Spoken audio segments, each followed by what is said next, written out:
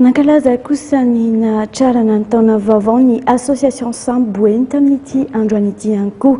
Tanjona apetraka izy ireo dia ny ampivondron'ireo tanora amin'ny tany andraikitra ambony any amin'ny faritra misy azy ireo iny. Rislanvety sy Mamira Samuel Atrano. Mivondrona ao amin'ny fikambanana iray ankehitriny ny tanora misahana sy mitana andraikitra ambony avy amin'ny faritra boeny iny ka mipetraka ivelan'ny faritra boeny.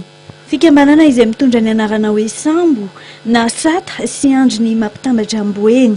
Ny tanjon'ny fikambanana moa voalohany dia ny ampitambatra ireo tanora avaram-pianarana avy any amin'ny faritra iny ary faharoa dia ny fitadiavana ny fomba entina mampandroso ny faritra. Tanjona voalohany aloha dia fankalazana ny faharoapolo taona ny fikambanana sambo. Faharoa maraka an'izay dia fampivondronana an'ireo zanaka Mojangay izay mipetraka eto Antananarivo efa miasa, izany hoe ireo cadre avy any amin'ny faritra boeny mipetraka eto Antananarivo na ivelan'ny Antananarivo, izany hoe ivelan'ny faritra boeny mila ravinahitra dia atambatra ho iray ao anatin'ny fikambanana. Tsy ho an'ny Majunga irery na ho an'ny faritra boeny irery no tanjona amina fampandrosoana hoentin'ny zanaka Majunga, fa ho an'ny Madagasikara ray manontolo.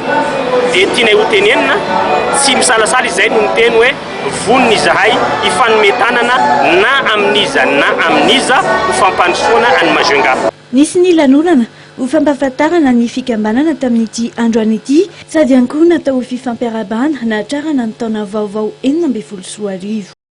Dia iny ihany koa tompolahy WW no entiko manakatona tanteraka ny fampahalalam-baovao eto amin'ny fahitalavitry ny MATV amin'izao alina izao. Mankasitraka antsika rehetra tany atokantrano manjoy hatramin'ny farany ny fampahalalam-baovao ny fahitalavitry ny MATV izay eto amin'ny sampana fampahalalam-baovao kosa manome fotoananao indray amin'ny herinandro amin'ny 8 ora hatrany ny fampahalalam-baovao amin'ny teny malagasy.